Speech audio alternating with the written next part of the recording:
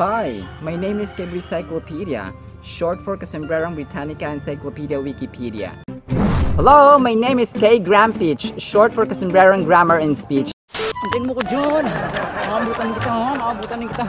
Maabutan kita. You're tiring yourself, Toto. Our vocabulary term is truculent. Truculent.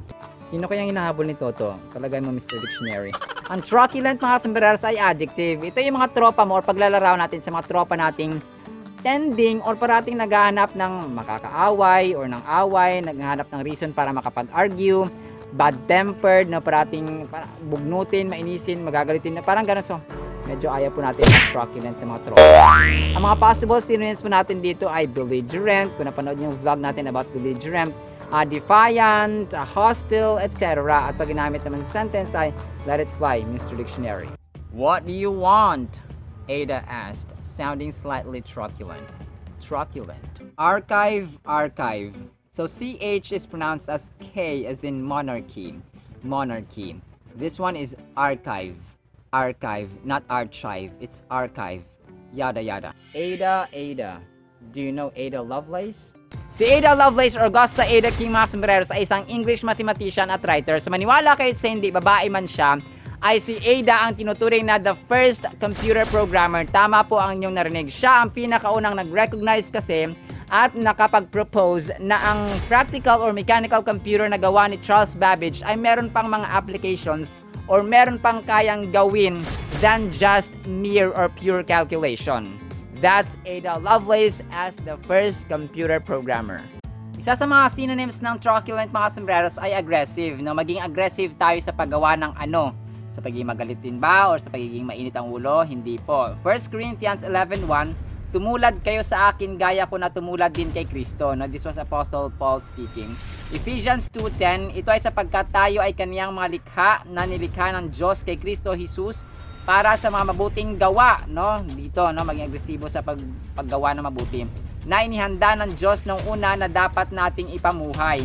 Philippians 1:6, lubos akong nakakatiyak, this was Apostle Paul speaking, sa bagay na ito na siya na nagsimula, si Jesus Christ na nagsimula ng mabuting gawa sa atin or sa inyo, ay magtatapos nito hanggang sa araw ni Jesucristo. Ang bottom line dito, mga sombreros, ay maging Christ-like po tayo. Gayahin natin ang ugali ni Kristo, no, na loving, no, na joyful, na patient, na gentle, na humble, and so on and so on. Hindi po ang kanyang power, kundi ang kanyang characters. Kung kaya, let's read, love, and obey what's in the Holy Bible. Alam niyo ba na ang kawayan, mga sombreros, ay isang uri ng grass or damo? May scientific name na Bambusa vulgaris. Kasama sa pamilya nito ang hanwala kayo hindi, ang palay, ang kugon, ang tanglad, ang tubong. Ang mga features or common sa mga grass na ito, mga sombreros, ay meron silang matutulis na dahon. Ayan. So matutulis ang dahon po nila. So pag nakita natin yung palay na matulis din po ang dahon nila, ang kugon at ang tanglad and so on, ang tubo. And then isa sa mga feature pa nila, mga sombreros, isa sa mga features nila na tinuturing silang grass ay yung hollow stem. Ibig sabihin meron pong butas sa gitna, no? So wala tayong pag-sample pero meron pong butas sa gitna ng nakala ko ahas. Sa gitna po ng kawayan meron pong butas, no, meron siyang ano doon, hole. And then pangalawa, mga sombreros, or sa pangatlo, mga sombreros, ay yung kanilang mga ugat, no. Ang kanilang mga ugat, mga sombreros, ay wala silang main stem or yung malaking stem, hindi kagaya ng mahogany, ng nara, ng falcata or gemelina. Meron silang malaking stem or merong yung ugat nila ay merong malaking parang pinakapinunong ugat, no, yun po yun. So sila po ay hindi or wala. So yun po yun, pero masarap po ito yung bamboo shoot nila, yung yan. Yung dabong. Ayan. Masarap po yan, lalagyan ng gata. So pero yan po, no, yun po yung ating trivia, no. Damo po sila. Medyo nakakalito sa bamboo kasi bamboo tree nga ang tawag sa kanya, pero grass naman talaga. Pero mapadamo, mapakahoy, kahit ano pa man dyan, ay nagpapasalamat tayo sa Panginoon dahil meron tayong kawayan na beneficial at nakatulong sa ating bilang tao at biyaya ng Panginoon. Muli po, ito po si Kasombrerong Dennis. Ito po ang inyong hamak na lingkod, Kasombrerong Dennis, at sa paghatid ng kaalaman at tawa ay kasama ko sina Kay Encyclopedia o Kasombrerong Britannica Encyclopedia Wikipedia, si Mr. Dictionary, si Kay Grampich or Kasombrerong Grammar and Speech, At sa tawa, syempre, si Toto, ang pinakakwela sa lahat na nagsasabing, sabayan nyo kami! Ang buhay ay masaya na naghihiyang lalo na naging love, patuloy na sa muli po, maraming salamat po mga sombrero sa mga sumasama sa learning, sa wisdom, sa knowledge. Maraming salamat po at see you sa next segment. Bye-bye!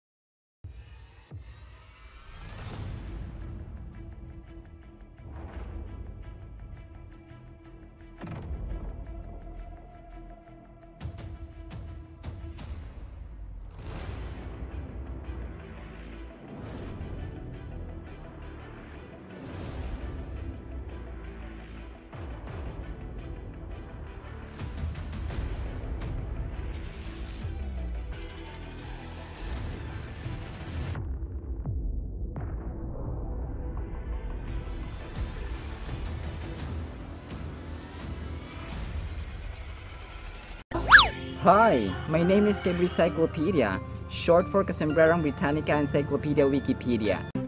Hello, my name is K. Grampich, short for Casombrerang Grammar and Speech. Antayin mo ko dyan! Maabutan kita, maabutan kita. You can chase yourself, Toto, but do not exhaust and lose everything within yourself. Our vocabulary term is unperturbed. Unperturbed. Run, Toto, run! Ang unperturbed, mga kasombreros, ay adjective. Ito yung paglalarawan natin sa tropa nating kalmado pa rin at walang kawori-wori sa buhay. Kahit na may mga na-experience na siyang nakakagulat or difficult situations, no, kalmado pa rin. Ang mga possible synonyms po natin dito ay unruffled. Kung napanood niyo yung vlog natin about unruffled, calm, placid, limpid. Kung napanood niyo rin yung vlogs natin about placid at saka limpid, etc. At pag ginamit naman sa sentence ay give it up, Mr. Dictionary. Mr. Skinner seemed unperturbed by the argot terms used by the foreigner as they speak. Unperturbed. Argo or argot. We have two acceptable pronunciations, by the way. Argo or argot. Yada yada. Skinner, Skinner. Do you know Boris Frederick Skinner? Mas kilala bilang B.F. Skinner, si Boris Frederick Skinner, mga sombreros, ay naging tanyag dahil sa kanyang theory of behaviorism, na ang actions ng tao ngayon ay nakadepende sa consequences sa kung ano yung ginawa niya dati. For example, kung naging mabisyo ka noon dahil masama ang resulta ngayon, so hindi mo na siya gagawin. Kapag tama naman yung ginawa mo dati at naging maganda yung resulta, so gagawin mo siya ulit. So based sa consequences ang nagiging ugali ng tao ngayon. So parang ganun siya.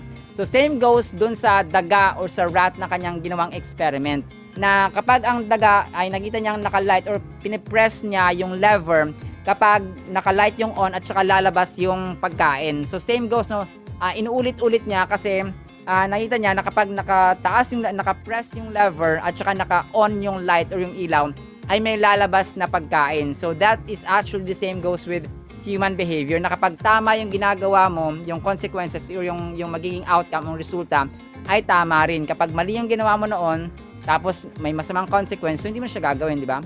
So kapag ginawa mo pa rin yung mali na nga yung ano, tapos masama yung resulta, ginagawa mo pa ng ginagawa, so yun na po yung mali. Huwag po natin gawin. Ang unperturbed, mga sombreros, ay napakaganda, lalong-lalo na kapag hindi disturbo or unperturbed ang ating tulog or sleep. Basahin po natin Psalm 127:2. Sabi dito, it is vain that you rise up early and go late to rest. Na yung mga matutulog ng hating gabi na, no, alauna, no, madaling araw. Eating the bread of anxious toil, for He gives to His beloved sleep. No, si Lord pala nagbibigay sa atin ng napakasarap o mahimbing na tulog. Matthew 8:24.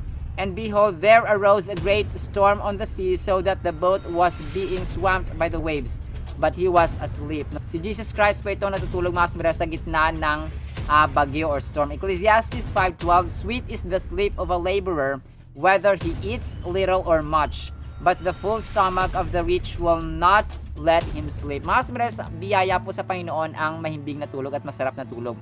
And Jesus Christ is a reminder sa atin na ang Diyos natin ay makapangyarihan sa lahat. He is too powerful that He sleeps even in the midst of storm. Kung kaya magtiwala tayo sa Kanya. So let's read love and obey what's in the Holy Bible. Kuryente mga sombreros, maraming pangalan ang nakakonekta o nag-develop sa ating modern electricity kung bakit tayo meron ngayon na i-enjoy na gamitin na electricity pero ayaw natin mabayan. Ang mga scientists sa mga kilalang tao kagaya na Thomas Alva Edison, Michael Faraday, Alessandro Volta at saka Benjamin Franklin po ang mga mahalagang tao kung bakit meron tayo ng kuryente. Pero ang pinaka-notable o pinaka-noteworthy, pinaka-makasaysayan mga sombreros ay si Benjamin Franklin kasi ang ginawa niya talagang ni-risk niya yung kanyang buhay nung gumawa siya ng experiment, no? Tinatawag na kite experiment or eksperimento na gamit niya ang saranggola. That was 1752, no? Napakalakas ng bagyo, may mga kidlat kasi gusto niyang patunayan na ang kidlat mga sombreros ay pwedeng pagmumula ng electric charge. Kaya ang ginawa niya ay kahit na sobrang lakas ng bagyo, may mga kidlat, no? That was his purpose actually.